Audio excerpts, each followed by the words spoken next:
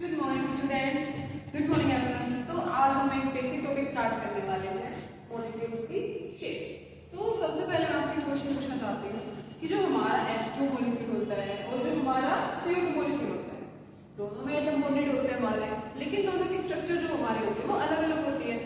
एक हमारा बैंड होता है, एक हमारा क्या होता है, लिनियर होता है। तो ऐसा क्यों नहीं, दोनों में तीन एटम है, कोई फर्क नहीं है। ठीक है, तो इसको हम समझते हैं आज के टॉपिक में कि मतलब मॉलिक्यूल्स की जो हमारी शेप होती है वो कैसे बनती है, क्या रीजन होता है उसके पीछे। ठीक है, उसकी पूरी ज्योमेट्री हम समझेंगे आज। तो जैसे कि हमारे एटम बॉन्डेड होते हैं, वो एक दूसरे को स्टेबल करने के लिए होते हैं। ठीक है, एक दूसरे को मतलब उनके बीच में रिपल्शन भी होता है, अट्रैक्शन भी होता है। तो तब इलेक्ट्रॉन्स होते हैं हमारे, उनके बीच में हमारा रिपल्शन होता है, और इलेक्ट्रॉन्स के रिपल्शन के बेसिस पे हमारे मॉलिक्यूल्स की शेप डिसाइड होती है। ठीक है, अभी आप एग्जांपल से समझिए, जैसे कि आपके पास बहुत सारे बलून्स हैं। ठीक है, उन बलून्स को आप एक पॉइंट पे पिन कर रहे हो, तो वो क्या करते हैं, एक दूसरे से दूर रहने की कोशिश करते हैं। जितना दूर रहेंगे उतना स्टेबल रहेंगे। ठीक है, उनमें रिपल्शन कम होगा। तो सेम तरीके से हमारे क्या करते हैं, एटम्स के बीच में होता है जो हमारे इलेक्ट्रॉन्स के आउटर मोस्ट जो हमारे इलेक्ट्रॉन्स हैं, जो कि हमारे बॉन्डेड हैं या नॉन बॉन्डेड है, उनके बीच में हमारा रिपल्शन होता है, जिससे हमारी शेप डिसाइड होती है। तो इसको हम क्या बोलते हैं, वेस्पर थ्योरी। तो आज का हमारा टॉपिक यही है, वेस्पर थ्योरी।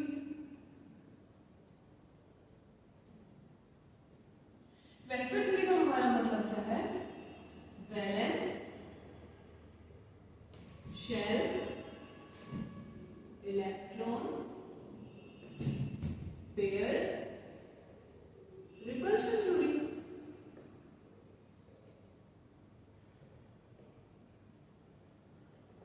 ठीक है, तो इसको हम समझते हैं,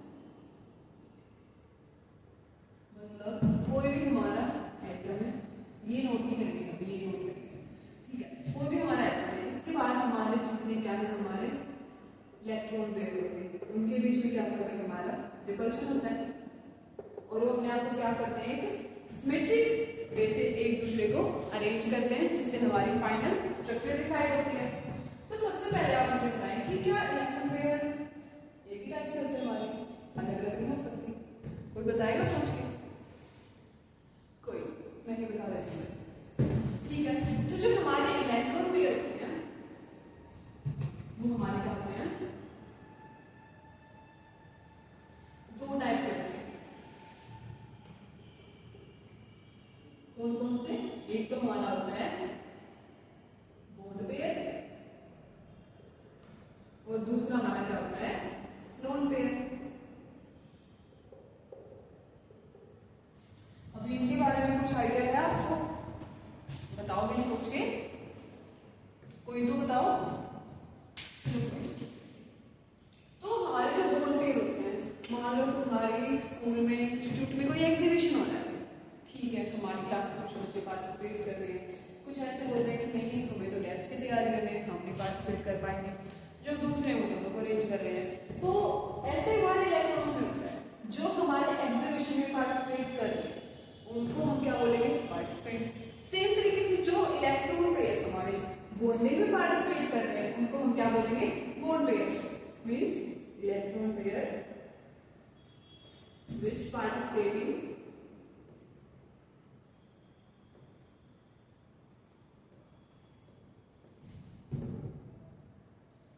बॉन्डिंग, जो हमारे बॉन्डिंग में पार्टिसिपेट करते हैं इलेक्ट्रॉन पेयर, उनको हम क्या बोलते हैं, बॉन्ड पेयर। और जो हमारे सेंट्रल एटम के पास स्टेबल रहते हैं, मतलब जो पार्टिसिपेट नहीं करते, उनको हम क्या बोलते हैं, लोन पेयर। लोन पेयर क्या होता है, मतलब unshared electron pair of central atom.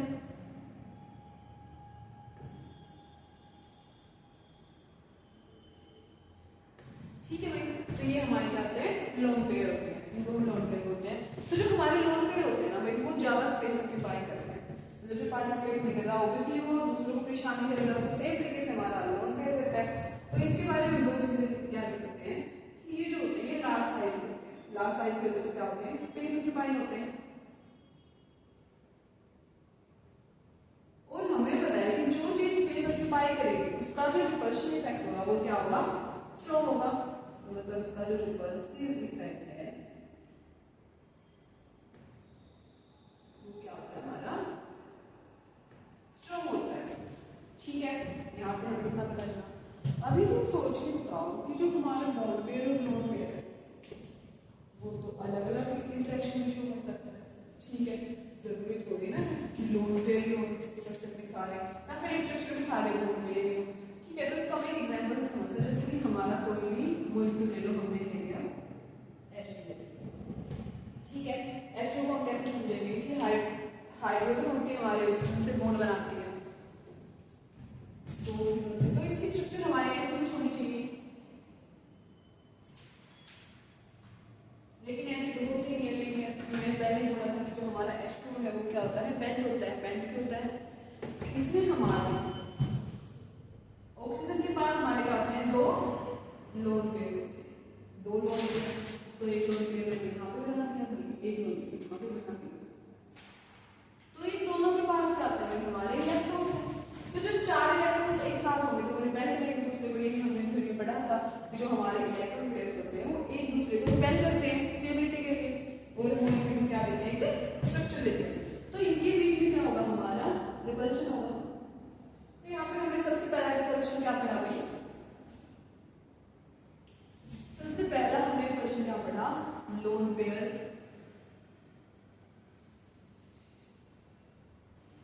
और लोन पेयर के बीच का रिपल्शन।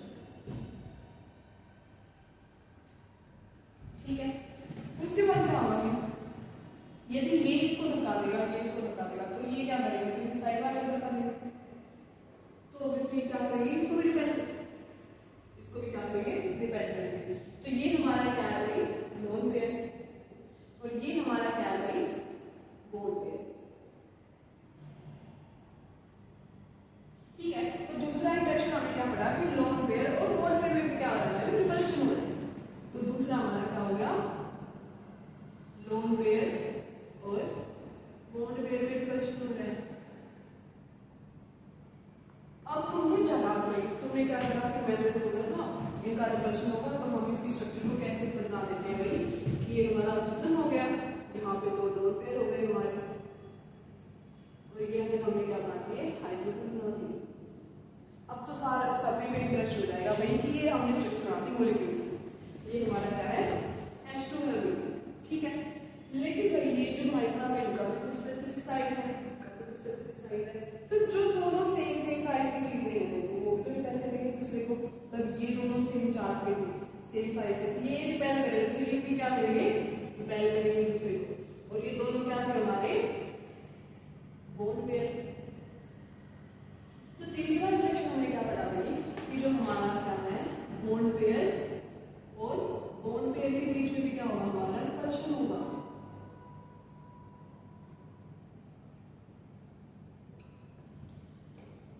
अब हमें क्या करना है कि मान लो तुम्हारा कोई भी मॉलिक्यूल है, उसमें तुम्हें ये तीनों इंटरेक्शन मिल रहे हैं कि मैम हमें अभी हमने प्रेफरेंसेस को देके अभी यहाँ पे तो दोनों तीनों इंटरेक्शन हो गए, मैम हम कैसे स्ट्रक्चर बताएंगे। तो सबसे पहले तुम्हें देखना है कि स्ट्रॉन्ग इंटरेक्शन कौन सा है, मतलब जो स्ट्रॉन्ग रिपल्शन होगा उसके बीच में स्पेस ज्यादा होगा, जो वीक होगा उसके बीच में स्पेस क्या होगा, कम होगा। और मैंने तुम्हें अभी बताया है कि जो हमारा लोन पेयर होता है हमारा, वो क्या होता है, स्पेस ऑक्यूपाइंग होता है, तो ज्यादा स्पेस लेगा, स्पेस ऑक्यूपाइंग और इसका इफेक्ट क्या होता है, स्ट्रॉन्ग होता है। इसका इफेक्ट स्ट्रॉन्ग होता है तो हम इसका क्या लेते हैं, ऑर्डर लेते हैं, order of repulsion between electron pairs. ठीक है, तो सबसे पहले हमारा रिपल्शन किसका होगा, सबसे पहला हमारा सबसे ज्यादा करेगा लोन पेयर और लोन पेयर का रिएक्शन। उसके बाद हमारा क्या आएगा, लोन पेयर बॉन्ड पेयर से ज्यादा रिपल्शन शो करता है, तो सेकंड नंबर ये हो जाएगा। कौन सा आ गया, लोन पेयर और बॉन्ड पेयर का रिपल्शन। और लास्ट में हमारा क्या बचा, बॉन्ड पेयर और बॉन्ड पेयर का रिपल्शन। ठीक है, तो ये हमारा एक इंपोर्टेंट रोल है, इसको हम नोट करेंगे। ठीक है, उसके बाद हम इसके बेसिस पे कुछ क्वेश्चंस करेंगे। एक बार आप इसको नोट कर लीजिए, यदि कोई डाउट है तो आप पूछ सकते हैं।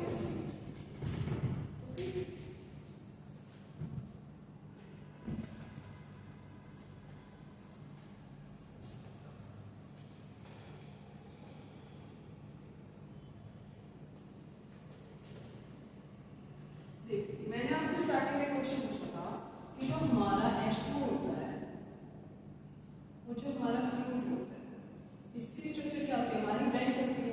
इसकी स्ट्रक्चर क्या होती है? हमारी लीनियर होती है। आइए पहले इसको समझते हैं। सबसे पहले हम H2 की स्ट्रक्चर समझेंगे। H2 में क्या होता है? मैंने आपको भी बताया कि ऑक्सीजन के पास दो लोन पेयर होते हैं, तो एक हाइड्रोजन ज्यादा होता है, मतलब ज्यादा होता है, बोन पेयर भी होता है।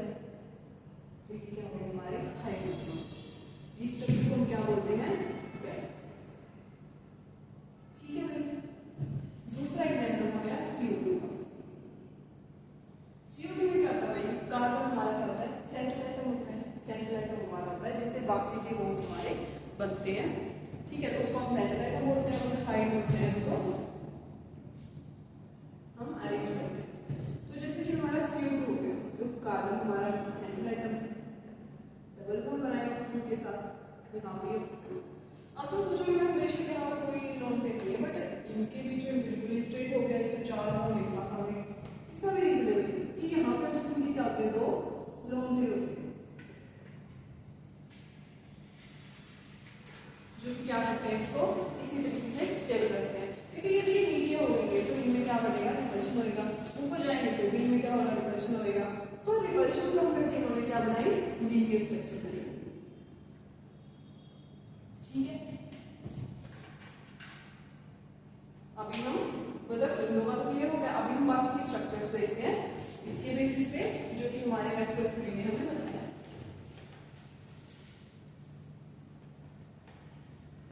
तो इसके लिए एक टेबल बनाइएगा।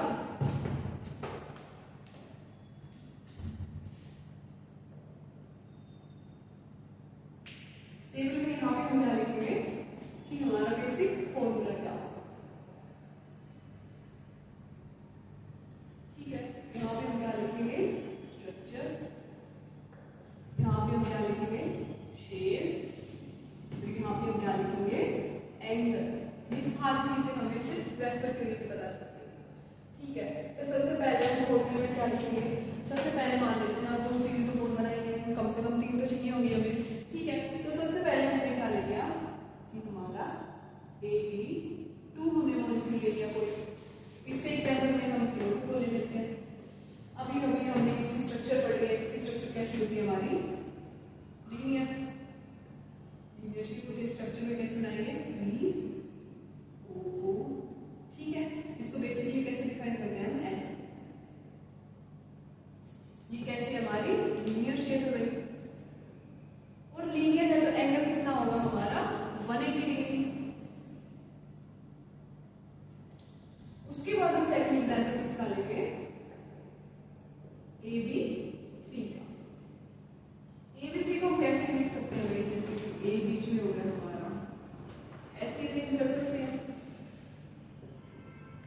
इससे अलग तो अरेंज कर नहीं सकते, क्योंकि इसी में क्या है? हमारा मैक्सिमम एंगल है। मैक्सिमम एंगल होगा तो क्या होगा? हमारा मिनिमम रिपल्शन, तभी स्टेबल होगा। तो इस स्ट्रक्चर को हम क्या बोलते हैं? ट्राइगोनल। ठीक है, और इसके बीच में एंगल कितना होता है? हमारा 120 डिग्री का। उसके बाद हम एग्जांपल लेते हैं AB4 का। AB4 को तुम कैसे अरेंज कर सकते हो भाई? कोई लोन पेयर नहीं है, सीधे बोन पेयर नहीं है। तो A हो गया, ये तुम समझ सकते हो कि तुमने एक नोट से चार बलून्स को कनेक्ट कर रखा है। चार बलून कनेक्ट कैसे होते हैं तुम्हारे? ये बनाना मत, सब समझना है। एक बलून हमारा ये हो गया, एक बलून हमारा ये हो गया, एक बलून हमारा ये हो गया, और एक पीछे वाले इसमें शो होना है। ये पूरे 3D स्ट्रक्चर में शो होगा।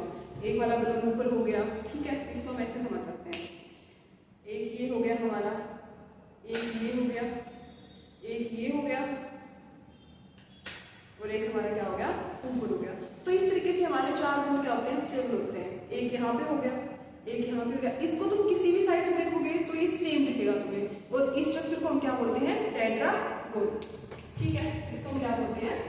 टेट्रागोनल स्ट्रक्चर या टेट्राहेड्रल स्ट्रक्चर। कौन चाहिए?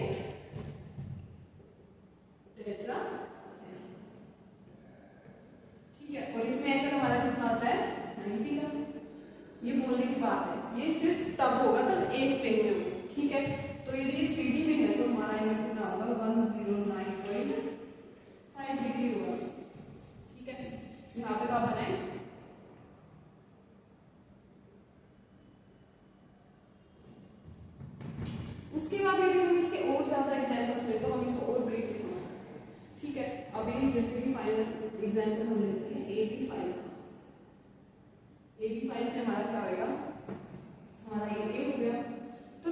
करेंगे भाई, एक दूसरे को एक प्लेन में रखेंगे, एक अबोध प्लेन हो गया, एक बिलो प्लेन हो गया हमारा, और ये क्या है इन प्लेन बी बी।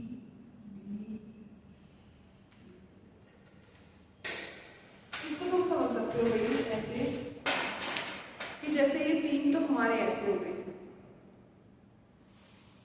ठीक है, ऐसे हो गए, और एक सामने हो गया, और एक सेम क्या है इसके पीछे भी लगा है, तो ये तीनों तो एक प्लेन में हो गए ना, ये तीनों एक प्लेन में हो गए, और ये क्या हो गया आगे हो गया। और यदि मैं इसको ऐसे करके इनको मिला दूं, इसको यहाँ से कनेक्ट कर दूं, इसको यहाँ से और इसको यहाँ से, तो ये हमारा क्या होता है प्रिज्म जैसे स्ट्रक्चर बनता है, जिसको हम क्या बोलते हैं पिरामिड बोलते हैं, ठीक है। तो इसकी स्ट्रक्चर हमारी क्या हो जाएगी, ये तीनों क्या है हमारे एक प्लेन में है, और ये क्या है एक अबोव द प्लेन है और एक बिलो द प्लेन है, एक ऊपर है हमारा और एक नीचे लगा हुआ है, तो इसको हम क्या बोलते हैं ट्राइगोनल बाइपिरामिडल, ठीक है, इसको हम क्या बोलते हैं ट्राइगोनल बाइपिरामिडल। इसी तरीके से यदि हम 6 को अरेंज करें, यहाँ पे कर लेते हैं हम 6 को, तो देखिए इसी तरीके से ए बी 6 को अरेंज करें, हमने कर लिया, ये एक हो गया, अभी एक में कितने आ जाएंगे हमारे 4 आ जाएंगे,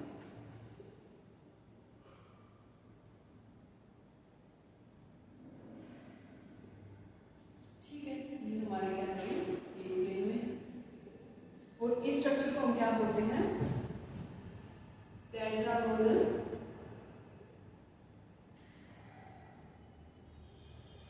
बाइपिरामिडल।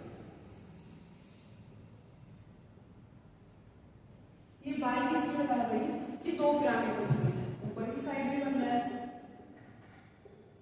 ठीक है, और एक नीचे की साइड में बन रहा है,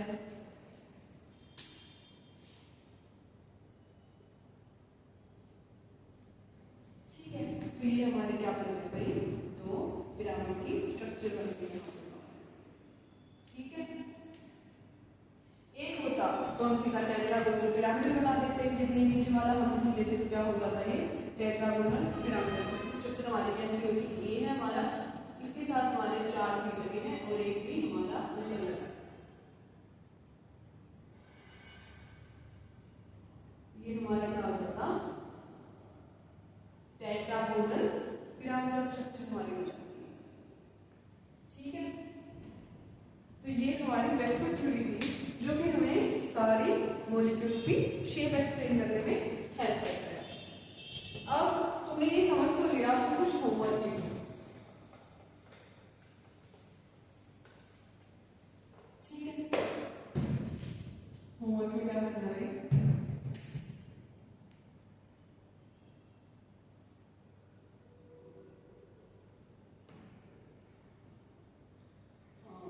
एक तो लिखो तुम CH4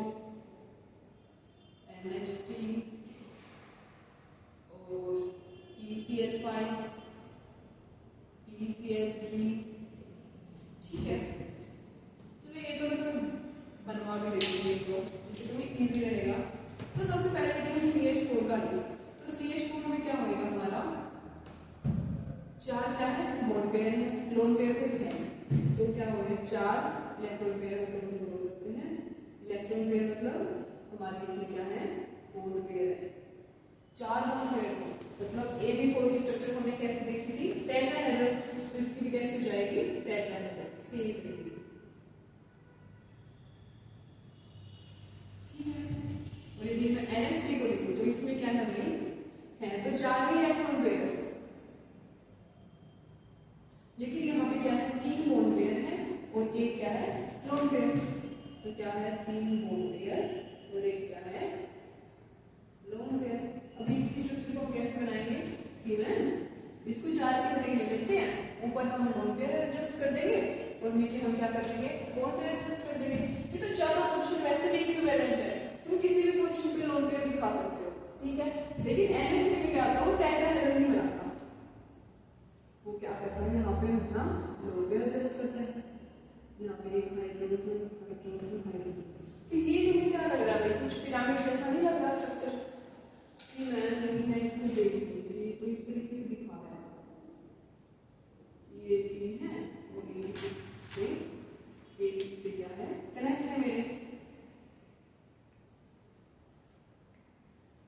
ये क्या होगा हमारा पिरामिडल। तो इसकी स्ट्रक्चर हमारी क्या होती है, पिरामिडल।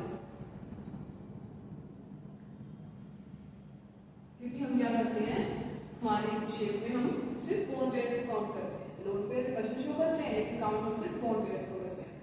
उसके बाद हम क्या देखेंगे, PCL5। PCL5 तुम खुद करोगे, PCL3 इन दोनों में थोड़ा सा था तो मैंने एक्सप्लेन कर दिया। अब ये तुम घर से करके लाओगे और जो मॉड्यूल में भी तुम्हें क्वेश्चन दिए गए हैं वो भी तुम सोल्व करोगे साथ के साथ, अदरवाइज बाद में ज्यादा काम हो जाएगा, फिर ये वापस तो समझना पड़ेगा करने के लिए। ठीक है, तो कोई भी डाउट यदि है तो तुम पूछ लेना सभी और अच्छे से करके आना, बाकी का कल करेंगे। Thank you.